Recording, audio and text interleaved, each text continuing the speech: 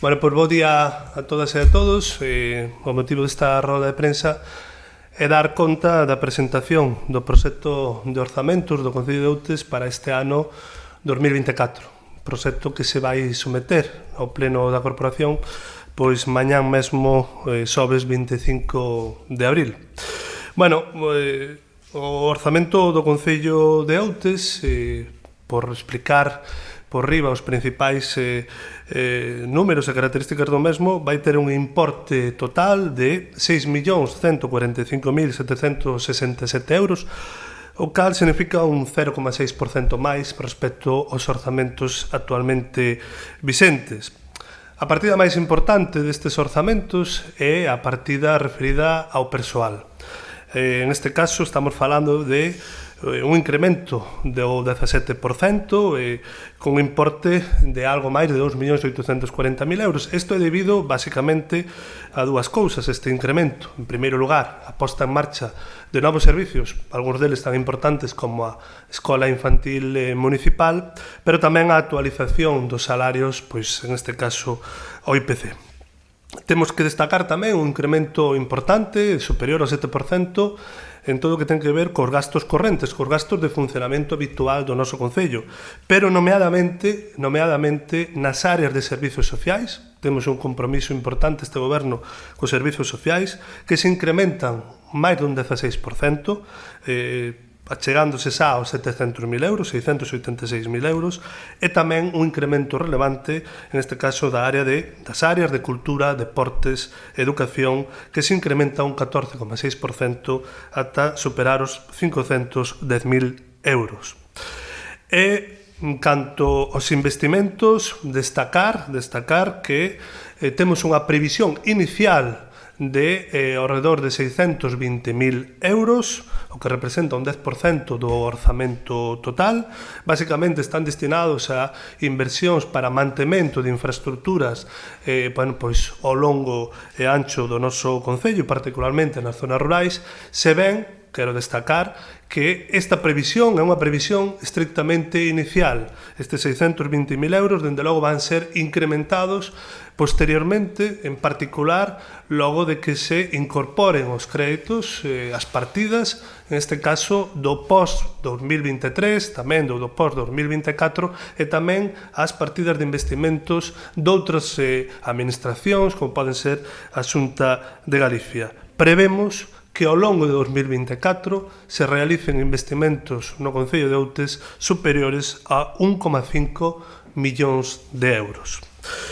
E xa para rematar, quero destacar que coa aprobación destes orzamentos tamén evidenciamos a normalidade e a estabilidade coa que está funcionando o goberno de coalición do Concello de Outes.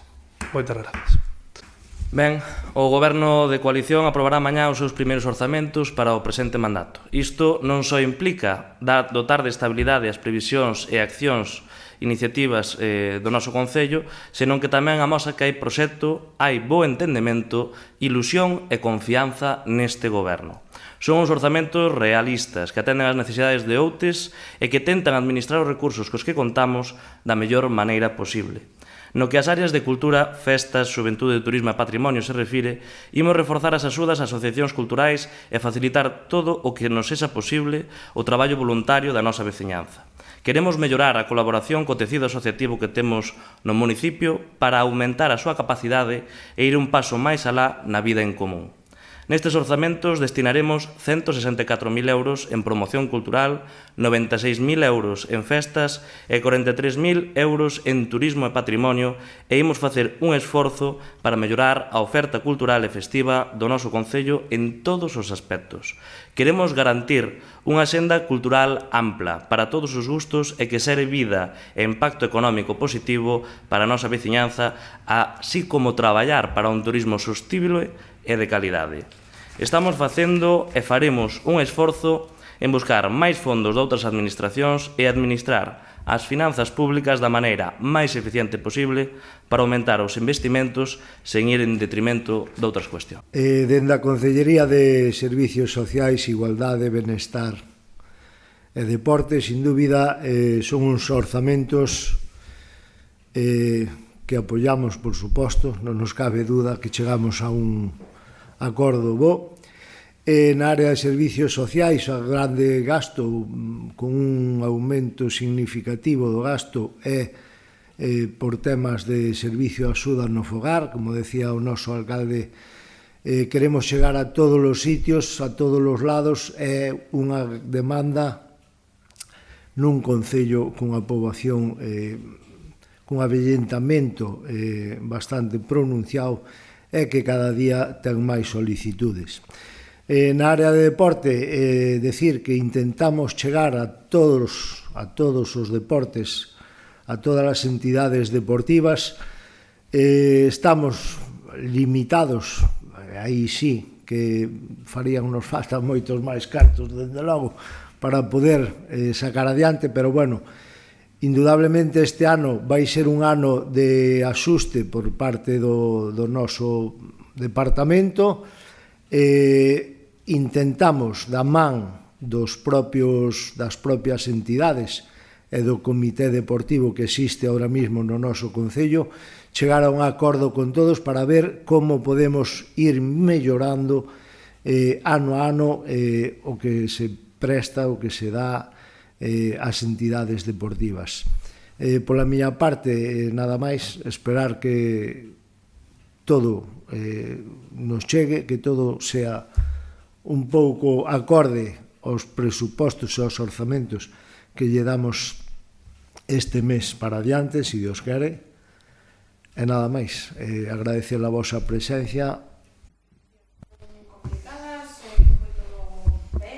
Non foron absoluto complicadas. Eu creo que hai un compromiso dos tres grupos que conformamos o goberno de coalición, de que as cousas teñen que sair para adiante da mellor maneira posible. As únicas restriccións e limitacións que temos son as propias dun concello pequeno que ten os ingresos que ten.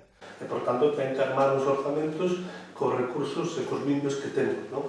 Esa é a única cuestión. Por lo demais, eu creo que hai un bo entendemento e non houve ningún tipo, penso eu, de dificultades. Quero, eso sí, tamén engadir que agardamos tamén o apoio, neste caso do Grupo Popular, no pleno de mañán.